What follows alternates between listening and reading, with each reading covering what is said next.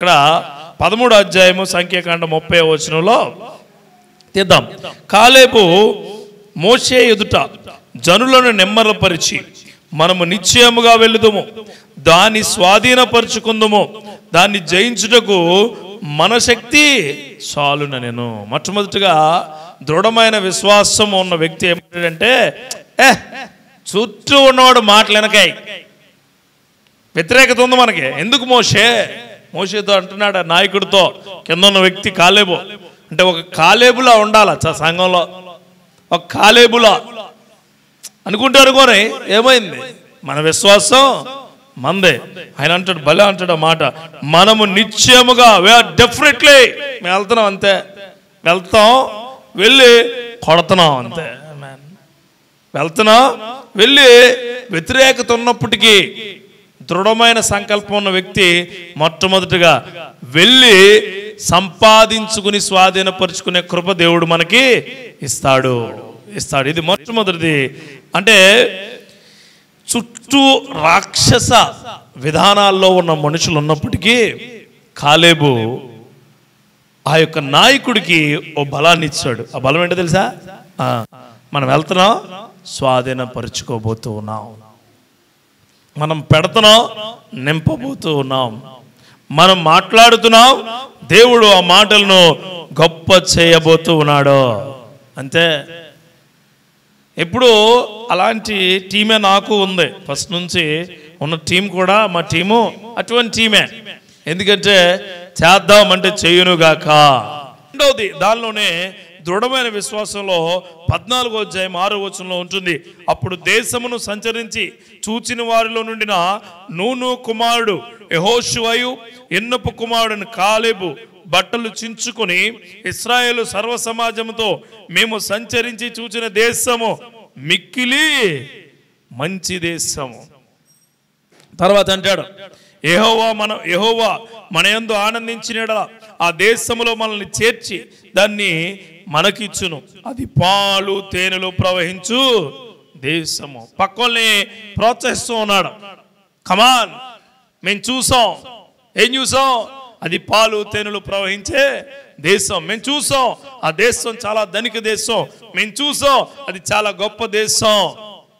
ముందుకు సాగాలి. మీకు కూడా చెప్తున్నాను, మీ అందరికీ భక్తి, మన భక్తి ఎప్పుడైతే ప్రోత్సహించే విధంగా ఉంటుందో అప్పుడే మనం ఘనమైన గొప్ప కీర్తి కలిగిన వ్యక్తులుగా వాడబడతాం. గుర్తుంచుకోండి, మన భక్తి ఎలా ఉండాలా? ఒకరినొకరు ప్రోత్సహించుకునే విధంగా ఉండాలి, ప్రోత్సహించుకోవాలా. దేవుడు వారితో ఉన్నాడని, వారికి భయపడకూడదని ఆయన వారికి గుర్తు చేశాడు. ఎవరికి? ఇశ్రాయేలు ప్రజలకి. భయపడగా, దేవుడు మనతోనే ఉన్నాడు, మనల్ని నడిపిస్తున్నాడు, దేవుడు మనల్ని గొప్ప చేస్తున్నాడు. దేవుడు ఇదిగో, ఎందుకు భయపడతావు? పాలు తేనెలు ప్రవహించే దేశాన్ని దేవుడు మనకు ఎంత దృఢమైన. ఇప్పుడు ఇశ్రాయేలు ప్రజలేమో యువతలు ఉన్నారు, వీళ్ళేమో అవతలకి వెళ్ళి వచ్చారు.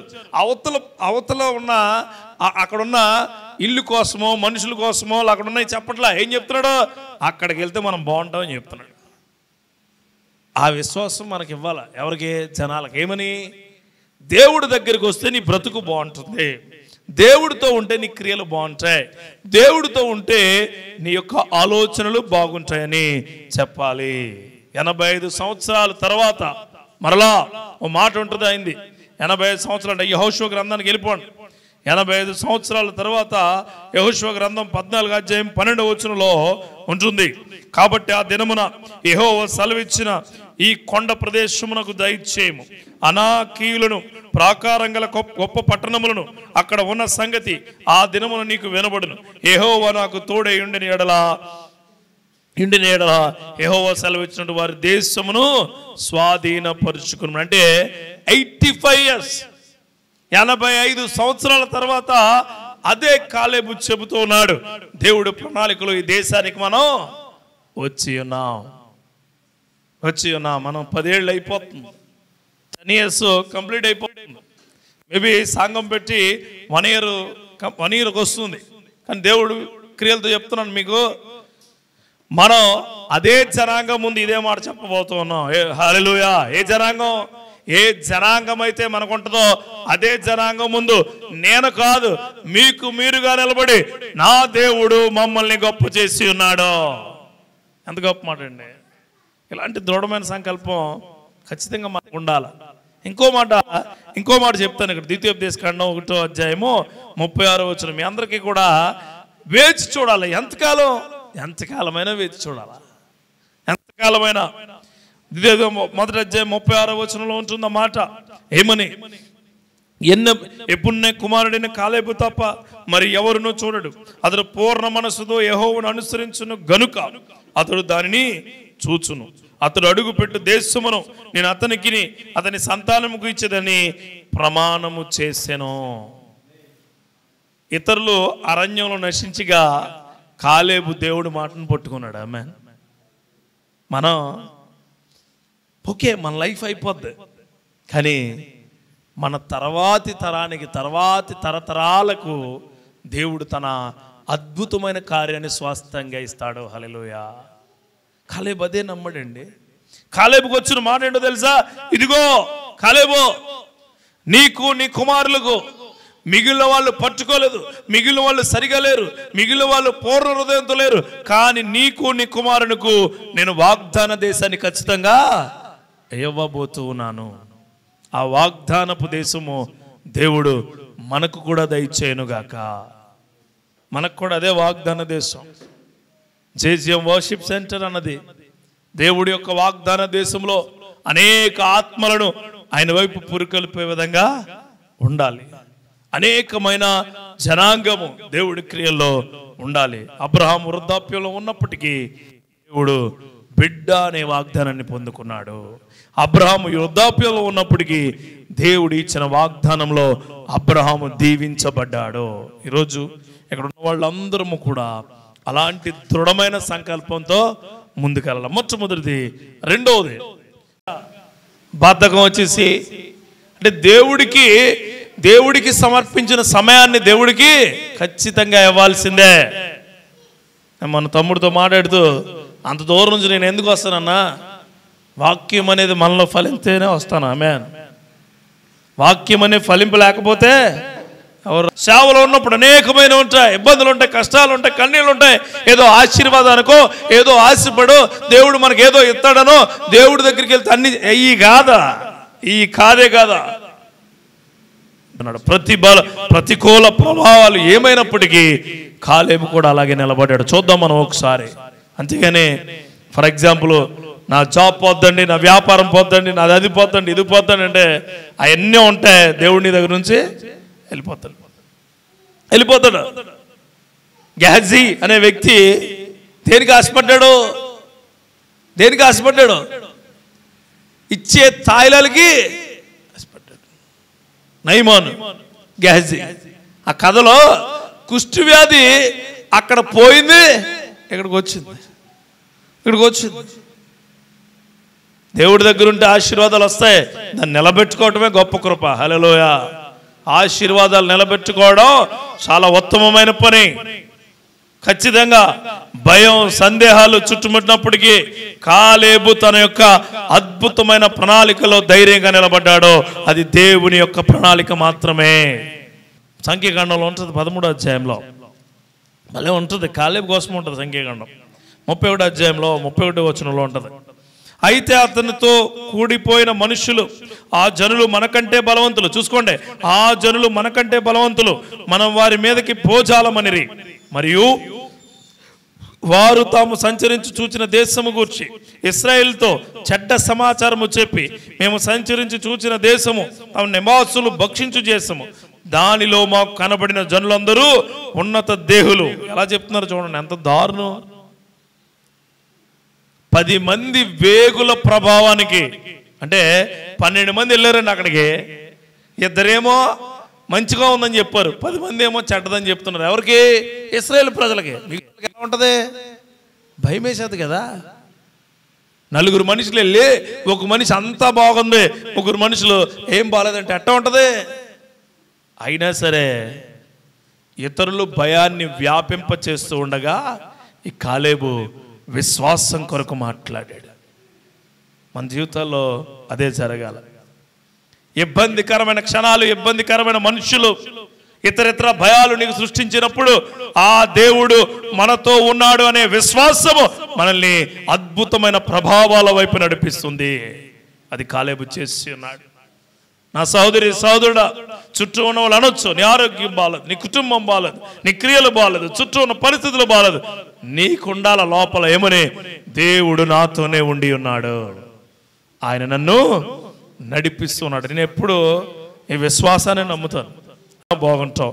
అదే 14:8 వచనంలో, 14 అధ్యాయం 8 వచనంలో అంటాడు, కిందకి వెళ్తే, యెహోవా మన యందు ఆనందించిన ఎడల ఆ దేశములో మనల్ని చేర్చి దానిని మనకిచ్చును. మనం దేవుడట ఎవళ్ళు ఆనందించాలట? మనలో. దేవుడు మనలో ఎప్పుడు ఆనందిస్తాడో తెలుసా? మనం చేసే ప్రతి పని ఆయన ఉన్నాడని నమ్మితే అప్పుడు ఆనందిస్తాడు.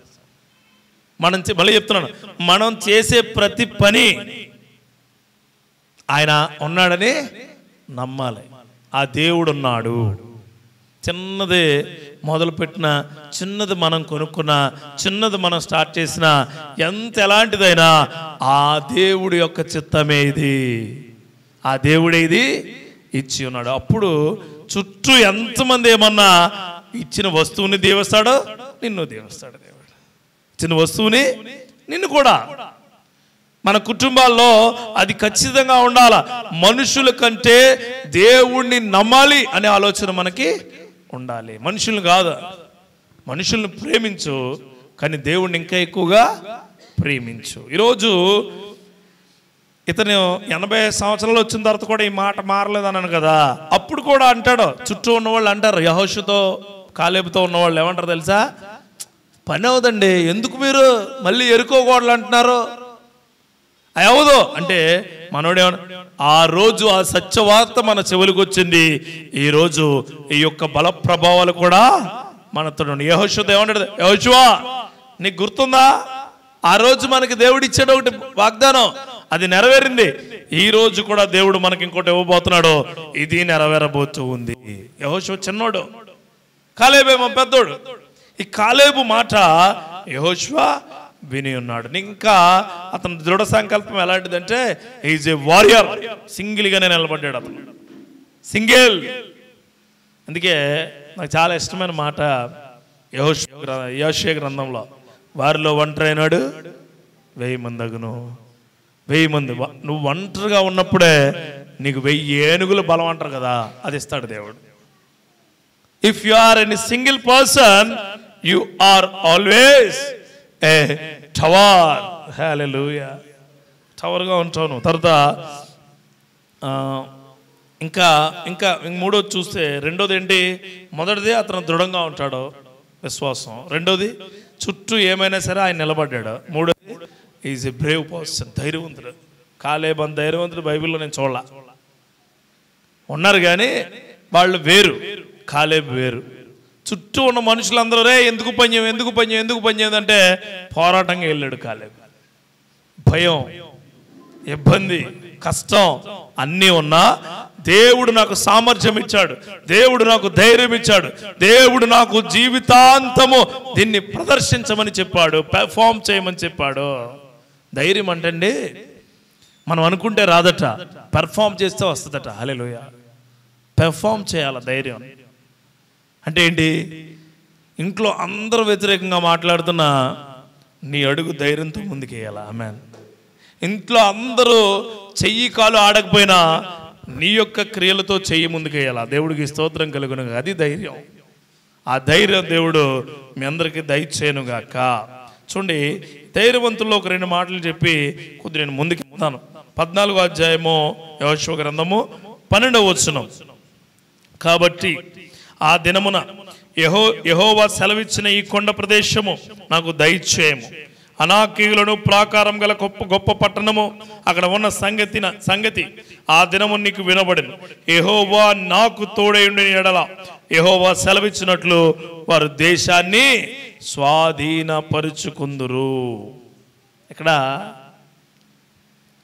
వాగ్దానం కోసం పోరాడడానికి ఎవరు సిద్ధంగా ఉన్నారండి? కాలేబు సిద్ధంగా ఉన్నాడు. దేవుడు అండి నీకు వాగ్దానాలు ఇస్తాడు, నువ్వు అవి స్వాధీనం చేసుకోవాలా. ఆమేన్. అంతేగాని ₹1,00,00,000 ఇస్తాను, ఇదిగో అక్కడ ఉంది తీసేసుకొని చెప్పడం ఏంటి? ₹1,00,00,000 ఉన్నాయి, ఇదిగో 10 లక్షలు ఉన్నాయి, 20 లక్షలు ఉన్నాయి, అదిగో ఎర్ర ఉందని కింద అక్కడ కాలువలో పెట్టుకొని తీసుకొని దేవుడు ఏం చెప్పడం? ఏతాడు? నిన్ను నేను అద్భుతమైన రీతిగా దీవిస్తానంటాడు. దీవెన అంటేనే అన్నీ ఉన్నట్టు. అవి నువ్వు స్వాధీనపరుచుకోవాలా. ఎప్పుడు స్వాధీనపరుచుకుంటావు అంటే దేవుడిచ్చిన వాగ్దానపూరితమైన ధైర్యం నీలో ఉండాలి. ధైర్యం లేకపోతే ఏమి? సేవ కూడా ధైర్యం లేకపోతే చేయలేమండి, చేయలేము. ధైర్యం ఉండాలి ప్రతిదానికి. ధైర్య క్రియలు యేసుక్రీస్తు మనకు దయచేసి ఉన్నాడు. ఆయన అంటాడు, నీకు పిరికివాని హృదయాన్ని ఇవ్వలేదు, భయపడిపోయి పారిపోయే హృదయాన్ని నీకు ఇవ్వలేదు. యూదా గోత్రపు సింహము, అలాంటి గొప్ప క్రియలు నీకు నేను దయచేసి ఉన్నాను అన్నాడు. ధైర్యం. ఉద్యోగాల్లో ధైర్యం ఉండాలా, కుటుంబంలో ధైర్యం ఉండాలా, క్రియల్లో ధైర్యం ఉండాలా, ఆలోచనలో ధైర్యం ఉండాలా, వ్యాపారంలో ధైర్యం ఉండాలా. ధైర్యం ఉంటే ఆ దేవుడు నీతోనే ఉంటాడు. ధైర్యం లేకపోతే ఏమి ఉండదండి. బ్రేవ్ పర్సన్గా ఉండాలా. మాట్లాడేటప్పుడు కూడా చాలా క్లారిటీగా, చాలా క్లియర్గా, ధైర్యంగా మాట్లాడటమే. దేవుడు నిన్ను నడిపించును గాక. ఇతరులేమో అవాంతరాలు చూస్తే ఈయన అవకాశం చూశాడు. దేవుడికి స్తోత్రం. మిగిలిన వాళ్ళందరూ ఏం చూశారు? వెళ్ళాం, యోర్దాను ఉంది కదా వెళ్ళాం, ఎరికో ఉంది కదా వెళ్ళాం, వాళ్ళు బాబాయ్ చాలా గొప్పోళ్ళు అంటే మనోడు ఏం చూశాడు తెలుసా? నా దేవుడు నాతోనే ఉన్నాడు, నా దేవుడు నాతోనే ఉన్నాడు, నా దేవుడు నన్ను నడిపిస్తున్నాడు. ఆ హెబ్రోను, అతను హెబ్రోను అనే ప్రాంతంలో యెహోషువ వెళ్ళదు. ఈ హెబ్రోను అనే ప్రాంతం మీద నాయకత్వం వహించి రాక్షస సంతానాన్ని ఓడించాడు అతను. ఇదే 15వ అధ్యాయం 14వ వచనంలో ఉంటుంది చూడండి మాట. అక్కడ నుండి కాలేబు అనాకు యొక్క 3 కుమారులైన షెషయు, అహీమాను, తల్మయు అను అనానీకుల వంశములను వెళ్ళగొట్టి వారి దేశమును స్వాధీనపరుచుకునెను. అంటే అలాంటి వ్యక్తుల్ని ఇతను ఏం చేశాడు? వెళ్ళిపోండ్రా బాబు అన్నాడు ధైర్యంతో. చిన్నోళ్ళు ఏం కాదు, అలా రాక్షస రాజులు, రాక్షస రాజ్యరికం ఉన్న వ్యక్తులు వాళ్ళు. చిన్నోళ్ళు ఏం కాదు, చాలా దారుణమైన వ్యక్తులు. అలాంటి వ్యక్తుల్ని అంత ధైర్యంతో, అంత ప్రభావంతో ఇతను గొప్ప చేసి ఉన్నాడు. గుర్తుపెట్టుకోండి. ఇక్కడ మనం చూస్తే గొల్యాతు అనే వ్యక్తి చిన్నోడేం కాదు, చాలా గొప్ప లావుగా బండగా ఉన్న వ్యక్తిని ఎంత దావీదు పొడుగోడు ఏం కాదు, పొట్టుగా ఉంటాడు. అంటే యావరేజ్ హైట్. ఇశ్రాయేల్ ప్రజల యావరేజ్ హైట్ అంటే 6 feet. ఇశ్రాయేల్ ప్రజలు మంచి హైట్ అంటే 8 to 10 feet. కానీ గెయింట్ చాలా ఎక్కువగా ఉన్నాడు. కానీ దావీదు చుట్టూ ఉన్న వాళ్ళు దావీదుని ఏమంటున్నారు? చంపేస్తారా నిన్ను, రై అతని జోలికి వెళ్ళకో, నిన్ను చంపేస్తారు, నిన్ను బ్రతకనెవరో, నీ లైఫ్ అయిపోద్ది అంటే ఇదే దావీదు గొల్యాతుని ఒక్క దెబ్బతో పడగొట్టాడు. హల్లెలూయా. ఆ ఒక్క దెబ్బ కొట్టే ధైర్యం మనకి కావాలి. మనకు అనారోగ్యాలు ఉంటే ఒక్క ప్రార్థన, అప్పులుంటే ఒక్క ప్రార్థన, ఇబ్బందికరమైన మనుషులుంటే ఒక్క ప్రార్థన మన జీవితాన్ని గొప్పగా మార్చి పడేస్తుంది. ఇది 3వది. 4వది, కాలేబు దేవుణ్ణి అనుసరిస్తున్నాను అని అనుసరించలే. అందరూ వెళ్తున్నారు వెళ్ళా, అందరూ ప్రార్థన చేయలే, అందరూ కళ్ళు మూసుకోలే, అందరూ హృదయపూర్వకంగా అనుసరించాడు దేవుడిని. హృదయపూర్వకంగా అనుసరించడం అంటే, అరే ఇది నేను చెప్తే కొద్ది మీకు వేరే ఇబ్బందిగా ఉంటుంది, కానీ నీ సమయాన్ని ఇస్తున్నావు దేవుడికి, గాడ్ బ్లెస్ యూ. నీకున్న సంతోషాన్ని ఇస్తున్నావు, గాడ్ బ్లెస్ యూ. నీకున్న క్రియలను ఇస్తున్నావు, గాడ్ బ్లెస్ యూ. నీకున్న టాలెంట్ని ఇస్తున్నావు, గాడ్ బ్లెస్ యూ. హృదయపూర్వకంగా ఇవ్వడం అంటే ఏంటి? ఈరోజు 2000 3000 నాకు వచ్చింది, దేవుడికి హృదయపూర్వకంగా 100, 200, 300, 400 లేకపోతే 1000 రూపాయలు హృదయపూర్వకంగా ఇచ్చే కృప దేవుడు ఇవ్వాలి. గుర్తుపెట్టుకోండి. కాలేబు గొప్ప బలం ఎక్కడి నుంచి వచ్చింది? ఆయనకి దేవుడి దగ్గర నుంచి వచ్చింది. ఈ బలం ఆయనకి ఇచ్చాడు మరలా. హల్లెలూయా. గుర్తుపెట్టుకోండి. కాలేబుకు వచ్చిన బలాన్ని మళ్ళీ బలంగా ఎవడికి ఇచ్చారు? దేవుడికి ఇచ్చాడు. ప్రపంచంలో అత్యధిక ప్రాచుర్యం పొందిన స్నైడర్ ఎలక్ట్రిక్ అనే ఎలక్ట్రికల్ కంపెనీ ఓనర్ మొట్టమొదటిగా ఆయన తీసుకున్న ఫ్రాంచైజీ నుంచి ఆయన ఒక 5 లక్షలు పెట్టి పెట్టుబడి తీస్తే ఆయనకు 16 లక్షలు వస్తే నేను పెట్టిన 5 లక్షలు ఉంచుకుంటానని చెప్పి మిగిలిన 11 లక్షలు దేవుడికి ఇచ్చాడట. ఈరోజు స్నైడర్ ఎలక్ట్రిక్, నేను డిప్లొమాలో సెలెక్ట్ అయిన కంపెనీ. ఈరోజు ఎల్లుంటే 2 lakhs శాలరీ ఉండేది. ఈరోజు Schneider electric the best company and the world.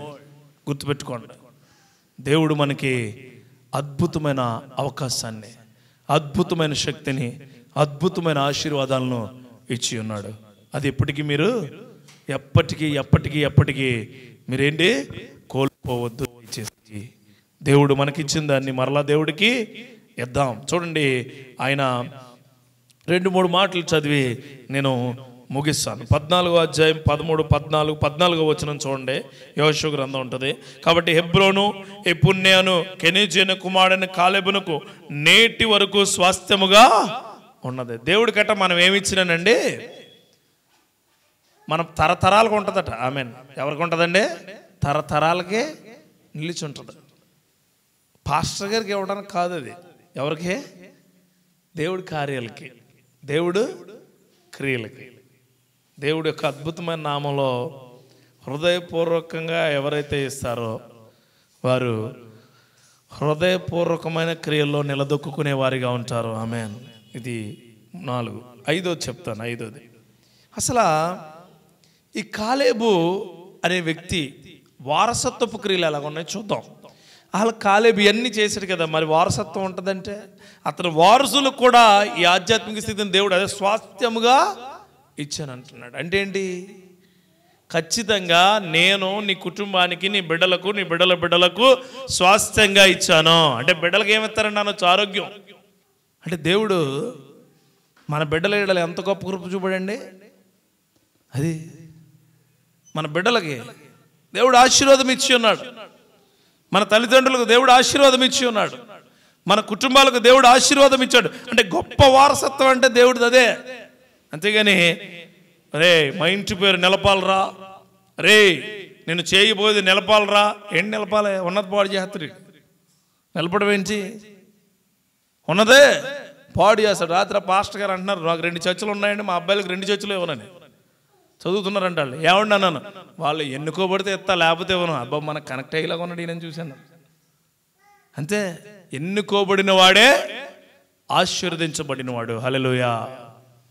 ఆశీర్వదించబడినవాడు, ఎన్నుకోబడినవాడు అవడా. ఎన్నుకోబడినవాడు ఆశీర్వదిస్తాడు. గుర్తుపెట్టుకోండి, ఈ మాటలన్నీ కూడా చాలా జాగ్రత్తగా ఉంచుకోండి. కాలేబులో బలాలు చూద్దాం. కరెంటు కూడా పోయింది కాబట్టి బలాలు చూద్దాం.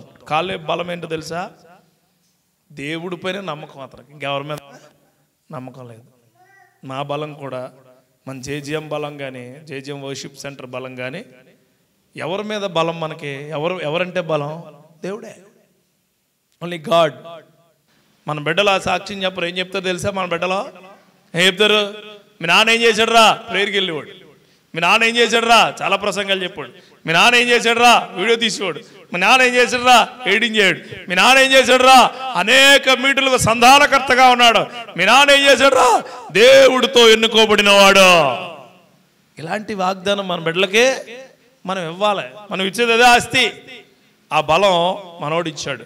రెండోది, అతని బలంలో ఇంకో బలం ఏంటంటే వాగ్దానాన్ని నమ్మాడు. క్రైస్తవ జీవితంలో వాగ్దానాన్ని నమ్మడం అన్నది చాలా గొప్ప విషయం. అంటే వాగ్దానం మీద నడబడుతున్న దేవుని యొక్క ప్రశస్తమైన సేవ. హల్లెలూయా. ఇది కాలేబు బలం కూడా అదే. మూడోది, సవాళ్ళు వచ్చినాయి, ఇబ్బందులు వచ్చినాయి, వ్యతిరేకత వచ్చింది, కష్టం వచ్చింది, కన్నీళ్ళు వచ్చింది. దేనికి భయపడలేదు, దేనికి వెరవలేదు, ఎవడికే లొంగలేదు. ఆమేన్. ఎవరికి లొంగలేని శక్తి దేవుడు వాగ్దానం పట్టుకున్న వాడికే ఉంటుంది. దేవుడు వాగ్దానం పట్టుకోలేనివాడు ఎవరికే అది ఉండదు. ఇక అతనికి ఇంకొక గొప్ప విషయం ఏంటంటే, కాలేబు టైమింగ్ కోసం చూడలేదు, దేవుడు టైమింగ్ కోసం కాలేబు చూశాడు. ఆమేన్. వెయిట్ చేశాడు. దేవుడు టైం ఎప్పుడు వచ్చిందో అప్పుడు శక్తివంతంగా ఉన్నాడు. కాలేబు దగ్గర మరీ ముఖ్యమైన విషయం ఏంటంటే నాయకుడికి తోడ్పాటుగా ఉన్నాడు. అంటే ఏంటో తెలుసా? నాయకుడి మీద కాదు, కానీ దేవుడి క్రియలో చుట్టూ ఉన్న వాళ్ళని ప్రోత్సహించే విధంగా వాడబడ్డాడు. ఇది కాలేబు. మరి బలహీనతలు ఏమో చూద్దాం. ఇతను బలహీనతలు కూడా ఉంటాయి కదా. బలహీనత ఏంటో తెలుసా? చుట్టూ ఉన్నవాళ్ళు ఇబ్బందికరంగా ఉన్నా అది బాగా ఎక్కువ ఊహించుకున్నాడు. అయ్యి బాబోయ్, ఇక లేటండి బాబు ఎలా ఉన్నారు, అయినా నేను దేవుడు నమ్మకంగా ఉన్నాను అంటే, దేవుడి మీద నమ్మకం ఉన్న ప్రతి ఒక్కరూ చుట్టూ ఉన్న విషయాలను అసలు పట్టించుకోకూడదు. ఆమేన్. ఇతను బలహీనత అది. రెండోది ఏంటో తెలుసా? రెండే ఉన్నాయి బలహీనతలో. ఉండగా ఉండగా ఉండగా ఉండగా వయసు అయిపోతున్నప్పుడు ఏమవుతుందట? బలం తగ్గుద్ది, ఆలోచన శక్తి తగ్గుద్ది. ఆ టైంలో ఏమైందో తెలుసా?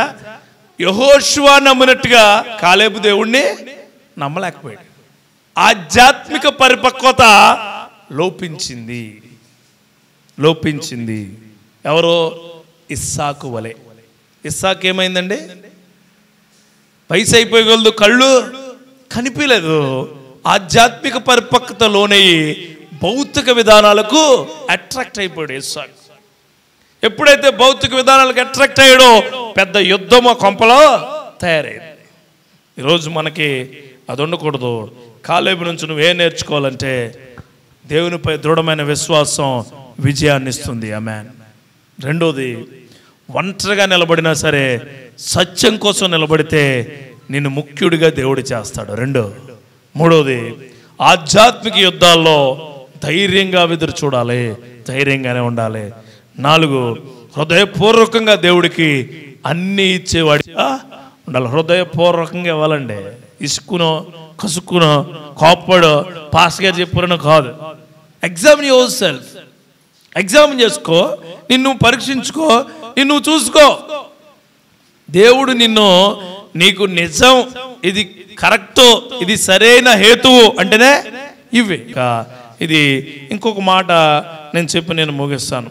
ఈ కాలేబు అన్న మనిషి మంచి తోడ్పాటుగా ఉండే మనిషి. గుర్తుపెట్టుకోండి, తోడ్పాటు అంటే ఈ యొక్క బిల్డింగ్కి ఈ తొరగడానికి ఇవన్నీ చామకోర్చడానికి కాలేబులే దేవుడు ప్రవీణ్కి ఇచ్చాడు. అలానే దీంట్లో చాలా వరకు సెట్టింగ్లు అవి చేయడానికి కాలేబులే రంజిత్, రాజేష్కి ఇచ్చారు. కొన్ని విషయాలు ఆటో ఈ కావాలంటే కాలేబులే వివేక్కి ఇచ్చారు. అలాగా కాలేబు వలె మనకు కనిపించిన జనాంగాన్ని సంఘంలో చేర్చేవారిగా ఉండాలి. నీ భక్తి కాదు, నీ భక్తిని ఏం చేయాలండి? పెంచాలి. చూడండి, ఈరోజు ఈ ముగింపు క్రియలో చూద్దాం. కాలేబు గొప్ప విశ్వాసం, కాలేబు గొప్ప ధైర్యం, కాలేబు గొప్ప పట్టుదల కలిగిన వ్యక్తిగా ఉన్నాడు. సో ఇదంతా మనం చూస్తే ఇతరులు మనల్ని ఏమన్నా, ఇతరులు కార్యాలు మనకి ఏమైపోయినా, ఇతరులు మనల్ని ఏమంటూ ఉన్నా దేవుళ్ళో నమ్మకంగా స్థిరంగా నిలవాలి.